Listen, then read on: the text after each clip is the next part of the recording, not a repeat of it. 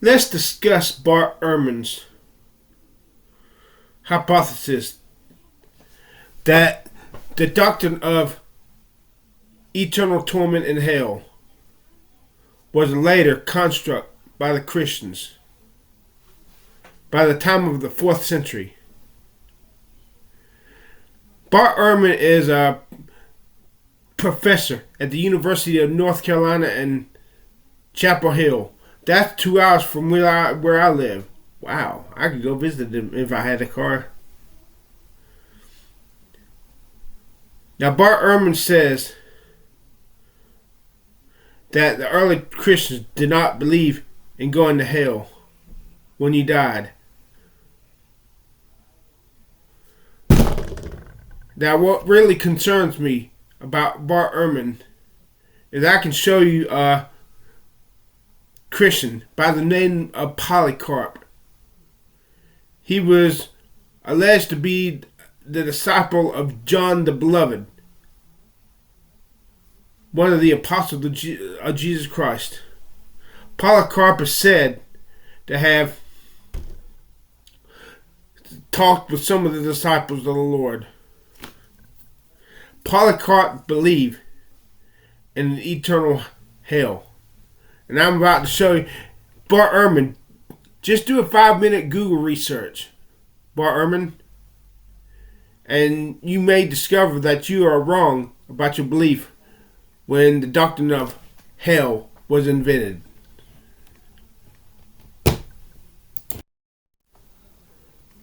I Googled it. But Polycarp said, "You threaten me with fire which burns for an hour, and after a little is extinguished. But are ignorant of the fire of the coming judgment of eternal punishment reserved for the ungodly."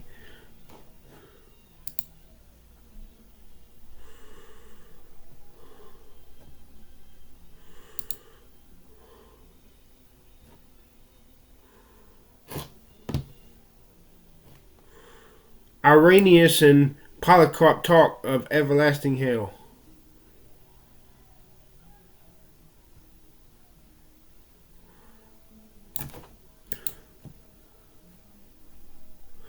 And to be honest, Bart,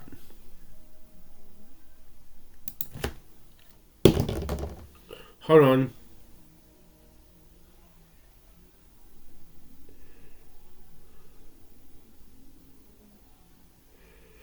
Come on. And to be honest, Bart, in Luke chapter 16, Jesus said, "The rich man died. He died, and in hell he lifted up his eyes, being in torments, and seeth Lazarus afar in Abraham's bosom."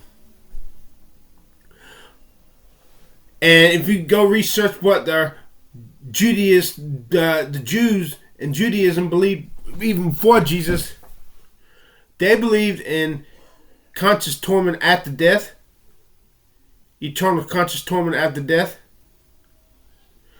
Do y'all do any research with the shit? Come on. Maybe I'd like to believe hell was the creation of the Christian community in the 4th century AD, but from the evidence, I'm forced to believe that this is not so. Luke chapter 16. The parable of the rich man and Lazarus. Lazarus died and was carried by the angels into Abraham's bosom. The rich man died also, and in hell he lifted up his eyes, being in torments. Now hell has there's Sheol and Hades. The early Jews believed in a place where the dead went, righteous or unrighteous. Hades. Now Sheol, I think in the Hebrew, Hades in the Greek, I think. And this was expanded upon before the time of Jesus paradise, that hell had two compartments, at least. The one side was the paradise side, and the other side was the torment side where the wicked went. And then you got Tartarus, that's the bottomless pit. And then ultimately you got Gehenna, the Valley of Hinnom, where children were sacrificed to the god Moloch. This is the final. The hell and the lake of fire are not the same thing. And it pisses me off when Christians use the terms so flippantly interchangeably.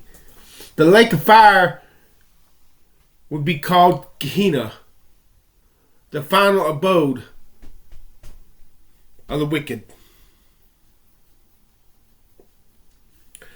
But hell is a prison. Hell is a jail cell. Hell is a jail cell. The lake of fire is the prison cell. The murderer commits murder, he goes to jail.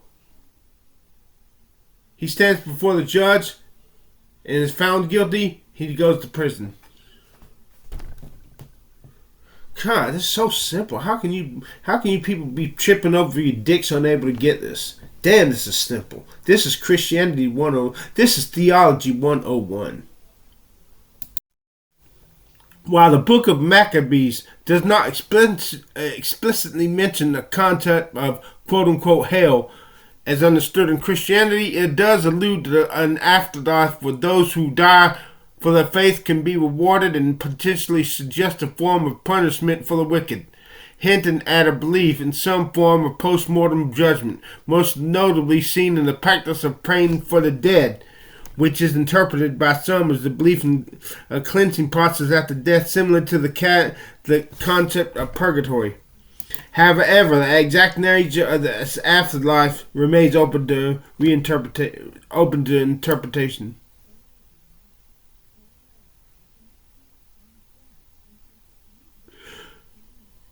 Maccabees 13:42. Remember, the Maccabees were before the time of Christ. Before the early Christians in the 4th century. Dumbass. Judas Maccabeus prays for the dead soldiers who died while wearing idolatrous amulets, implying a belief that their souls could be purified through prayer.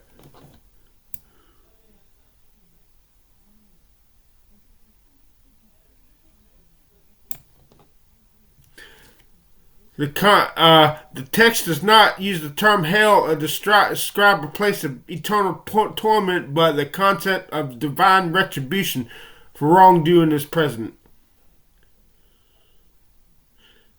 So after the resurrection, while the dead, they're either in hell or heaven, but then after the resurrection, they're thrown into the lake of fire, which is called Gehenna.